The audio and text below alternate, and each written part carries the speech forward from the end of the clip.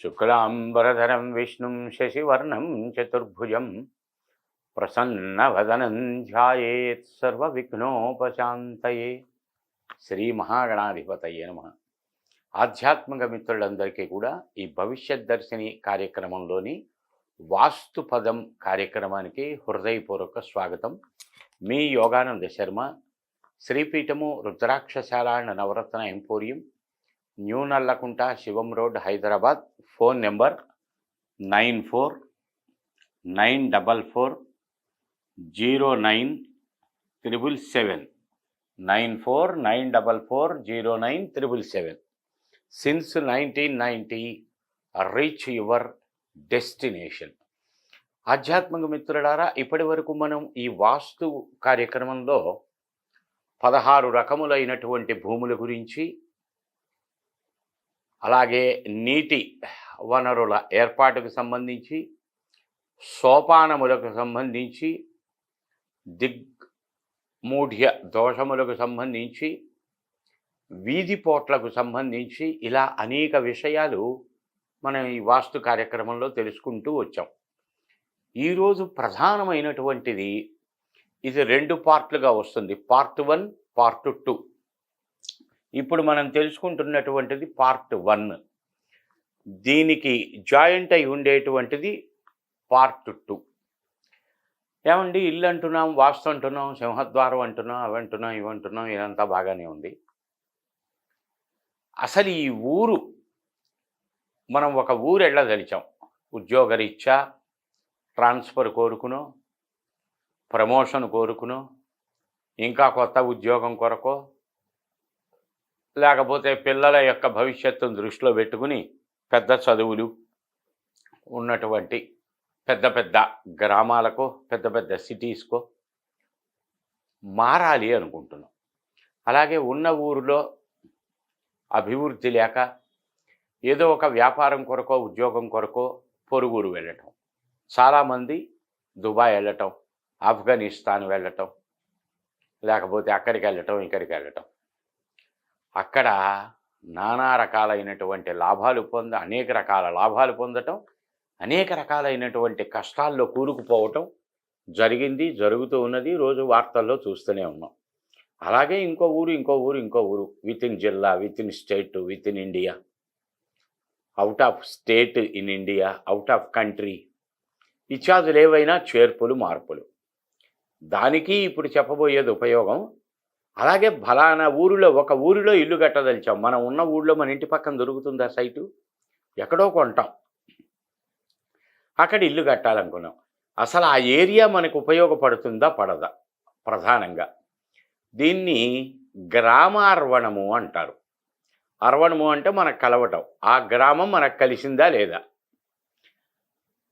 దీనికి మహర్షులు, దీనికి వాస్తులో చాలా పెద్ద కథలు కూడా ఉన్నాయి.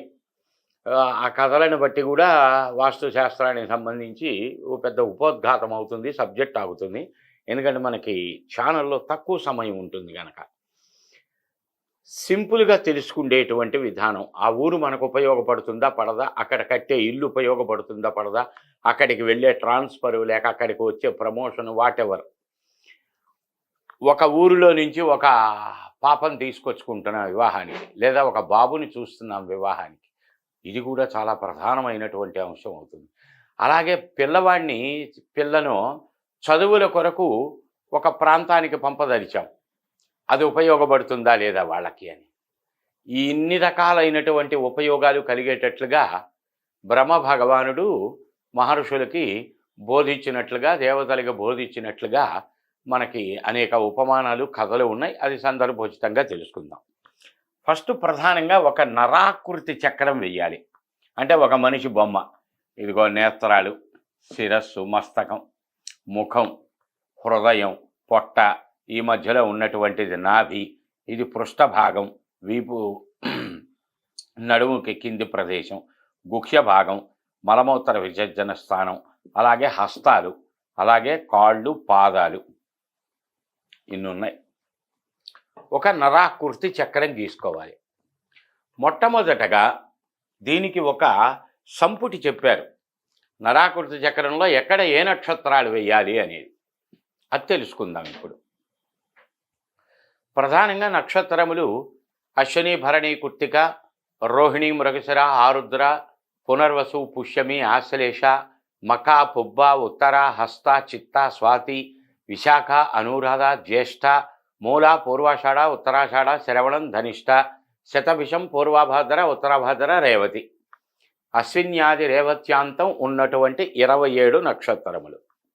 ఇందులో మనం ప్రధానంగా ఈ నరాకుటి చక్రంలో తీసుకొనవలసినటువంటిది ఏంటంటే, ఎవరి గురించి అయితే తెలుసుకుంటున్నామో వాళ్ళ పేరులో వచ్చే మొట్టమొదటి అక్షరం ఏ నక్షత్రమునకు సంబంధించి ఉంటుందో.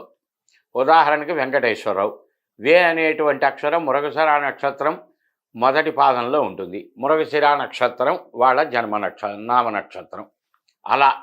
అలాగే సుబ్బారావు అనే పేరు తీసుకున్నాం.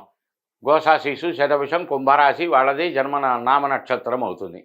అలా పేరును బట్టి మొదటగా వచ్చేటువంటి నక్షత్రములు, మొట్టమొదటి నక్షత్రం అశ్విని. సరే, మనం పేరు కూడా ఒక లక్ష్మి అనే అటువంటి ఆవిడ పేరు మీద తెలుసుకుందాం. లావణ్య, లక్ష్మి, లహరి, లక్ష్మణరావు ఇట్లాంటి పేర్లు లకారంతో వచ్చేది అశ్విని నక్షత్రం అవుతుంది. దీనికి ఎలా తీసుకోవాలి? ఇక్కడ శ్లోక రూపకంగా ఏం చెప్పారంటే, మస్తకే పంచలాభాయ. మస్తకం అంటే శిరస్సు యొక్క మూర్ధని భాగం. అక్కడ 5 నక్షత్రములు రాయాలి. అనగా అశ్విని నక్షత్రం నుంచి 5 అనుకోండి, వాళ్ళది అశ్విని అని అనుకుందాం.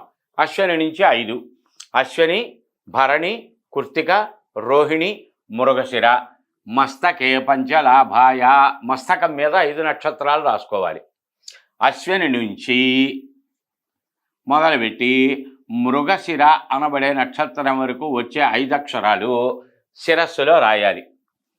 తర్వాత ముఖే 3 ధనక్షయం. ముఖంలో, ముఖ భాగంలో 3 రాయాలి. ఇప్పుడు అశ్విని, భరణి, కృత్తిక, రోహిణి, మృగశిర 5 అయిపోయినాయి. మృగశిర నక్షత్రం తర్వాత వచ్చే 3: ఆరుద్ర, పునర్వసు, పుష్యమి. ఆ అంటే ఆరుద్ర, పు అంటే పునర్వసు, పు అంటే పుష్యమి. ఈ 3 అక్షరాలు ముఖ భాగంలో రాశాం. మస్తకే పంచలాభాయ, ముఖే 3 ధనక్షయం, కుక్షౌ పంచధనం ధాన్యం అన్నాడు. కుక్షి అనగా పొట్ట భాగం, ఉదర భాగం. ఈ ఉదర భాగంలో 5. పుష్యం అయిపోయిందిగా. ఆశ్లేష, మఖ, పుబ్బ, ఉత్తర, హస్త. ఇవి 5 నక్షత్రాలు. పుష్యమి తర్వాత పునర్వసు, పుష్యమి, ఆశ్లేష, మఖ, పుబ్బ, ఉత్తర, హస్త. ఈ ఆరుద్ర నుంచి, ఆశ్లేష నుంచి హస్త వరకు వచ్చేటువంటి నక్షత్రములు 5 నక్షత్రములు కుక్షి స్థానంలో రాయాలి. మస్తకే పంచలాభాయ, ముఖే 3 ధనక్షయం, కుక్షౌ పంచధనం ధాన్యం. షట్పాదే స్త్రీ దరిద్రత. తరువాత 6 నక్షత్రాలు అన్న కుడికాలు మీద, కుడి పాదం మీద 3 అక్షరాలు, ఎడమ పాదం మీద 3 నక్షత్రములు రాసుకోవాలి. చిత్త, స్వాతి, విశాఖ, అనురాధ, జ్యేష్ఠ, మూల. చిత్త, స్వాతి, విశాఖ, అనురాధ, జ్యేష్ఠ, మూల. ఈ 6 నక్షత్రములు 2 పాదములలో రాయాలి. ముందు కుడి, తరువాత ఎడమ. పృష్ఠే చైకం ధనం పీడ. పృష్ఠస్థానం అనగా వీపు యొక్క కటి ప్రదేశం యొక్క కింది భాగం పృష్ఠస్థానం. ఇక్కడ 1 నక్షత్రం రాయాలి. పూర్వాషాఢ. నాభౌ చత్తవారి సంపద. నాభిస్థానం ఇది. పృష్ఠే చైకం పాదహాని. ఈ పృష్ఠస్థానం 1 నక్షత్రం వచ్చింది, పూర్వాషాఢ. పాదహాని. నాభౌ చత్తవారి సంపద. నాభి అనగా బొడ్డు స్థానం. ఈ నాభి స్థానంలో తరువాత 4 రాసుకోవాలి. పూర్వాషాఢ, ఉత్తరాషాఢ, శ్రవణం, ధనిష్ట, శతభిషం. 4 అయిపోయినాయి.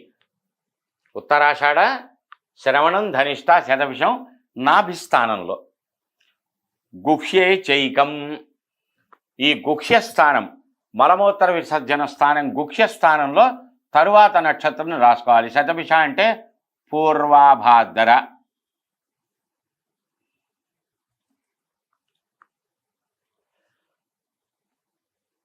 తరువాత కుడి చేతిలో 1, పూర్వభాద్ర తర్వాత ఉత్తరాభాద్ర. ఎడమ చేతిలో 1 రేవతి. చూడండి ఇప్పుడు 27 రావాలి మనకి. మస్తకే పంచలాభాయ, ముఖం త్రీణి ధనక్షయం, కుక్షౌ పంచ ధనంధాన్యం, షట్పాదే స్త్రీ దరిద్రత, పృష్ఠే చైకం పాదహాని, నాభౌ చత్వారి సంపద, గుహ్యే చైకం భయం పీడ, హస్తే చైకం ఎడమ చెయ్యి కుడి చెయ్యి. ఇలా ఒక నరాకృతి చక్రం రాసుకొని ఈ రకంగా నక్షత్రములు తయారు చేసుకోవాలి. ఇది పార్ట్ 1. రేపటి రోజున ఇదే భాగంలో పార్ట్ 2 గురించి తెలుసుకుందాం. మీ గృహముల యొక్క వాస్తు కానీ కొత్తగా నిర్మాణం చేయాలనుకున్న ఆల్రెడీ ఉన్నటువంటి వాటిల్లో ఉన్నటువంటి దోషములు, వాటి నివారణలు సంపూర్ణంగా తెలియచేసే ఏకైక సంస్థ Sripeethamu Rudrakshashala Navaratna emporium Hyderabad. Phone number 9494409777. Since 1990, reach your destination.